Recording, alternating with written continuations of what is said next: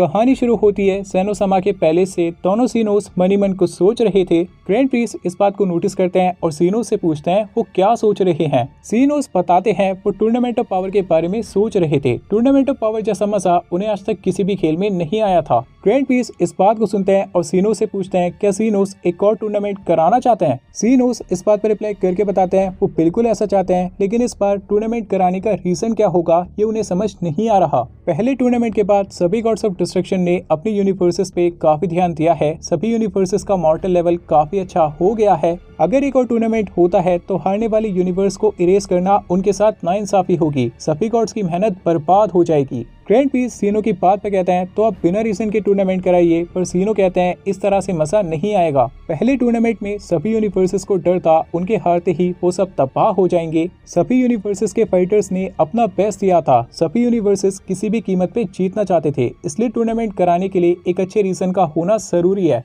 बिना किसी रीजन के इस टूर्नामेंट में बिल्कुल भी मजा नहीं आएगा, लेकिन अगर अच्छा रीजन हुआ तो इस वाले टूर्नामेंट में पहले से भी ज्यादा मजा आएगा। ग्रैंड प्रिंस सीनोस की बात को समझते हैं, देन कुछ सोचने लगते हैं और उनको एक बहुत अच्छा रीजन मिल जाता है। ग्रैंड प्रिंस बताते हैं रीजन है और एक ऐसा रीजन है जिसकी वजह से सभी यूनिवर्सेस अपनी जी जान लगा देंगे इस टूर्नामेंट को जीतने के लिए। सीनोस इस बात को सुन के बहुत ज्यादा एक्साइटेड हो जाते हैं और ग्रैंड प्रिंस से इस रीजन के बारे में पूछते हैं। ग्रैंड प्रिंस सीनोस को ये रीजन बता देते हैं। कुछ देर बाद सभी यूनिवर्सेस के गॉड्स ऑफ डिस्ट्रक्शन, एंजल्स और सुप्रीम गाइड सीनो के पैलेस पे आ जाते हैं। बेसिकली सभी डीएटीज की मीटिंग रखी गई थी। सभी गॉड्स ऑफ डिस्ट्रक्शन सीनोस को देखते हैं। सीनोस बहुत ज्यादा एक्साइटेड लग रहे थे, जिसका मतलब है गॉड्स ऑफ डिस्ट्रक्शन के लिए एक नई टेंशन आने वाली थी। पता नहीं इस बार सीनोस को सभी गॉड से क्या चाहिए था। ग्रैंड प्रिंस सभी डीटीज को मीटिंग अटेंड करने के लिए थैंक्स बोलते हैं। मीटिंग यहाँ पे शुरू होती है। सबसे पहले लॉर्ड पीरस पूछते हैं मीटिंग क्यों बुलाई गई है। ग्रैंड प्रिंस इस बात पर रिप्लाई करके बताते हैं इस मीटिंग में एक बहुत इंपॉर्टेंट डिसीजन लेना है। टूर्नामेंट ऑफ पावर के बाद सभी God's of destruction super dragon balls की पावर से बहुत इंप्रेस हुए थे।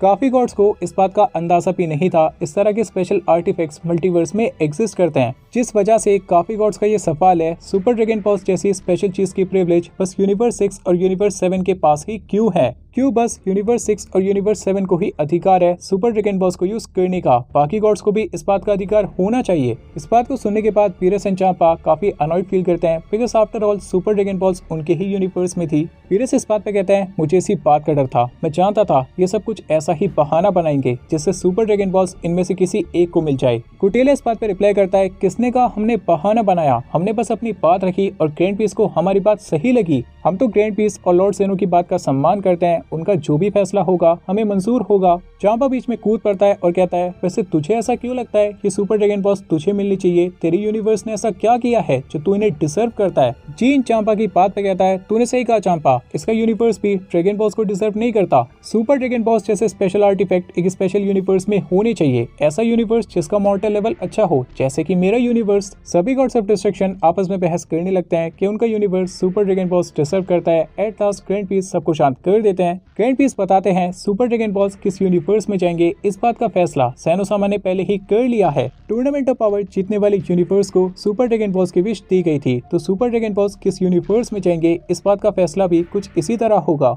एक न्यू टूर्नामेंट ऑर्गेनाइज किया जाएगा और इस बार जीतने वाले यूनिवर्स को सुपर ड्रैगन बॉल्स इनाम में दी जाएंगी। एक न्यू टूर्नामेंट की खबर सुन के सभी गॉड्स ऑफ डिस्ट्रक्शन कांपने लगते हैं। पेलमोट पूछते हैं कि इस बार भी हारने वाले यूनिवर्स को इरेज कर दिया जाएगा। ग्रैंड प्रिंस बताते हैं इस बार ऐसा कुछ नहीं होगा, जीतने वाले यूनिवर्स को सुपर ड्रैगन बॉल्स दी जाएंगी और हारने वाले यूनिवर्स को कुछ भी नहीं मिलेगा। लेकिन अगर कोई यूनिवर्स पार्टिसिपेट करने से मना कर देता है तो शायद सेनोसामा नाराज होकर उस यूनिवर्स को इरेज कर देंगे। सभी गॉड्स ऑफ डिस्ट्रक्शन चैन की सांस लेते हैं। ऑब्वियसली सभी गॉड्स पार्टिसिपेट करना चाहते थे, बिकॉज ये कंपटीशन था जिसमें खोने के लिए कुछ नहीं था लेकिन पाने के लिए बहुत कुछ था। पर दो गॉड्स के लिए सिनारियो बिल्कुल उल्टा था, पीरस एंड चांपा, बिकॉज उनके पास पाने के लिए तो कुछ नहीं था लेकिन खोने के लिए बहुत कुछ था। देन ग्रैंड प्रिंस सभी गॉड्स ऑफ डिस्ट्रक्शन को इस न्यू टूर्नामेंट के बारे में कुछ इंपॉर्टेंट बातें बताते हैं जो सभी गॉड्स को पता होनी चाहिए। ग्रैंड प्रिंस बताते हैं इस बार टूर्नामेंट एक नई जगह पे होगा। लास्ट टूर्नामेंट के बाद ये बात तो कंफर्म है, एक छोटा सा स्टेज सभी यूनिवर्सेस के फाइटर्स की पावर को नहीं झेल सकता, तो इस बार एक पूरा प्लेनेट प्रिपेयर किया जाएगा और इस प्लेनेट पे न्यू टूर्नामेंट कंडक्ट किया जाएगा।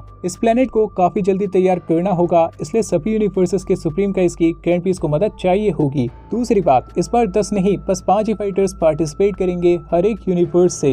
ये टूर्नामेंट पहले जैसा ना बन जाए, इसलिए कुछ चेंजेस करने जरूरी थे, जिनमें से ये एक बहुत बड़ा चेंज है। तीसरी और सबसे इम्पोर्टेंट बात, जिन यूनिवर्सेस का मॉर्टल लेवल अच्छा है वो सोच रहे होंगे पिछली बार इस रीजन की वजह से उन्होंने पार्टिसिपेट नहीं किया था, लेकिन इस बार तो आप सभी पार्टिसिपेट करना चाहोगे, आप सबको भी सुपर ड्रैगन बॉल्स चाहिए। तो अगर आप सोच रहे हो अगेन आपको कोई एडवांटेज दिया जाएगा तो आप सबके लिए अच्छी खबर है। इस बार भी आपको एक बहुत बड़ा एडवांटेज दिया जाएगा जो टूर्नामेंट शुरू होने से पहले आप सबको बता दिया जाएगा। अभी तक के लिए इतनी इन्फॉर्मेशन काफी है। मीटिंग यहाँ पे खत्म होती है, आप सभी आपके यूनिवर्सेस में वापस जा सकते हैं। सभी यूनिवर्सेस के supreme guys gods and angels को प्लेनेट पे छोड़ने आते हैं, देन वापस ग्रैंड पीस के पास चले जाते हैं बिकॉज उन्हें ग्रैंड पीस की मदद करनी थी टूर्नामेंट का प्लेनेट प्रिपेयर करने में। कहानी आती है गोकू, वेजिटा और ब्रोली पे। गोकू और वेजिटा एक छोटा सा बैटल कर रहे थे और ब्रोली दोनों सेयंस के इस बैटल को काफी ध्यान से देख रहा था। वीरस तीनों के पास आते हैं, इस न्यू टूर्नामेंट के बारे में बताते हैं। ब्रोली काफी नर्वस था बिकॉज उसने अपनी लाइफ में एक ही बैटल किया था। वेजिटा भी ज्यादा खुश नहीं था, उसको अपनी ट्रेनिंग पे फोकस करना था, लेकिन बीच में टूर्नामेंट आ गया। लेकिन हाँ, गोकू बहुत ज्यादा खुश था।